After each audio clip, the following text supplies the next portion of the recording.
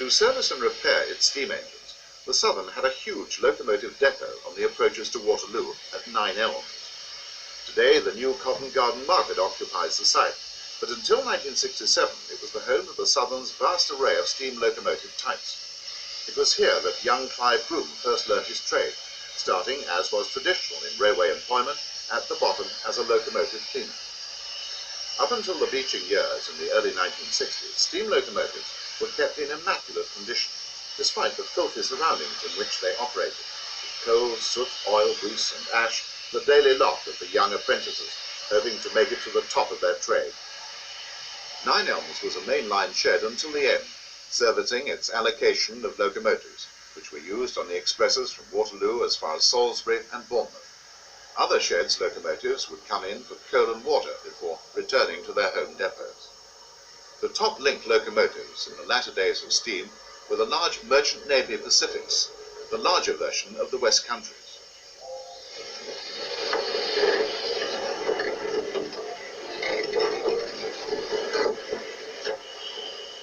The merchants were distinguished by their round nameplates, and whilst the young cleaner could polish them, it took many years on the ladder before they could become drivers of these engines.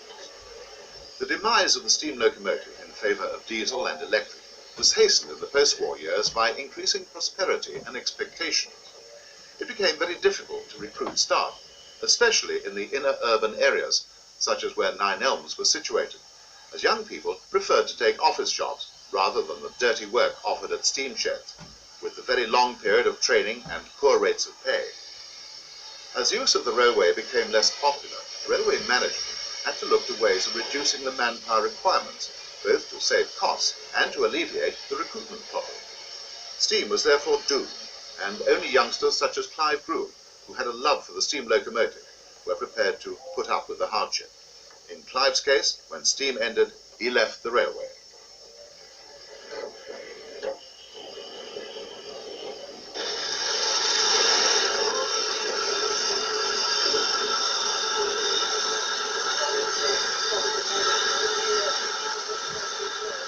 Many ancient locomotives remained until the early 1960s. Like the coaching stock, some of these were kept to be used only at weekends, and some freight engines, such as this Class 700 060 locomotive built in 1897, might be used on passenger work at weekends.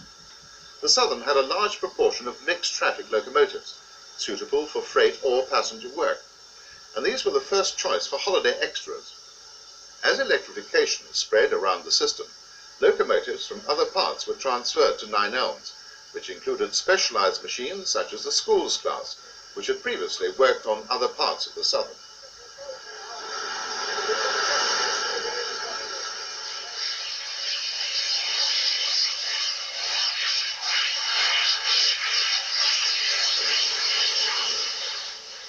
The first part of the Southern system to be fully electrified was the Central Division, which operated from London Victoria and London Bridge stations to Brighton and the Sussex coast.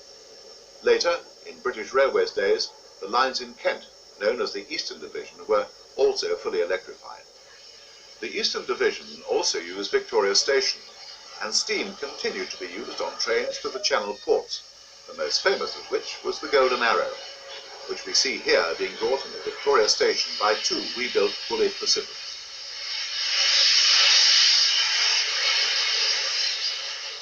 The Arrow was the best known and most prestigious of the boat trains. Many others ran, and the importance of this traffic, which was the principal holiday route to the continent in the days before mass ownership of cars, led to many alternative routes being authorized through the Kent countryside, as connections with boats were notoriously unreliable, meaning trains frequently ran out of course. Special coaches were built for these services, some of which were available for second-class travel, when it had been abolished in other parts of the country. First and third class remained elsewhere, third later being reclassified to second when the boat train ceased to operate in the 1960s.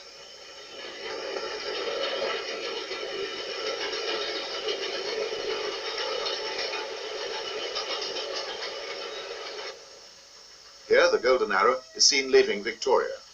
The service was sold as a through service to the continent, with the French end provided by the Flèche d'Or. The British train set was once all Pullman, but in British Railways days also included standard stock. At each end of the train there were luggage vans for passengers' holiday baggage, and the train was part of the holiday.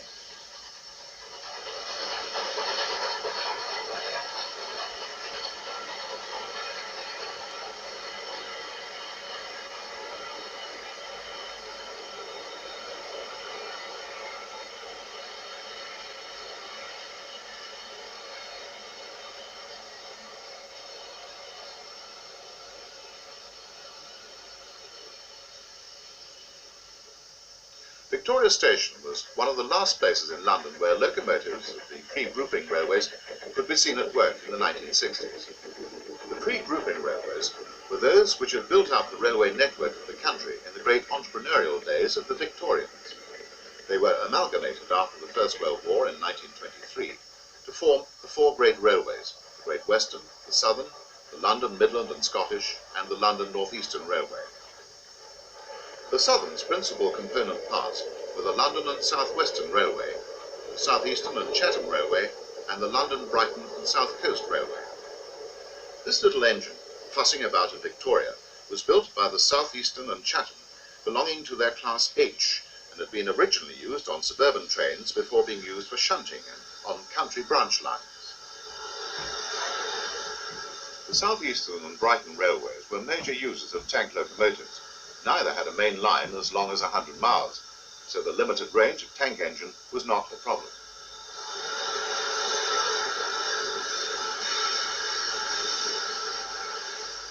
The Brighton's tanks included the famous Stroudley Terriers, one of which is seen here on shed in the early 1960s, whilst being prepared to work a rail tour around the South Coast residential and holiday town branches, including Seaford, on the 7th of October 1962.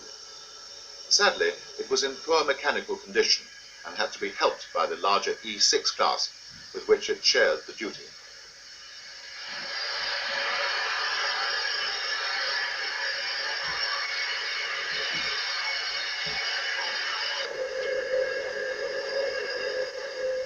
The Terriers were popular little engines, and many have survived into preservation. One railway which didn't become part of the Southern until after nationalisation was the Kent and East Sussex Railway, based at Tenterton in Kent. Preserved today, it captures the atmosphere of the Southern Railway's heyday.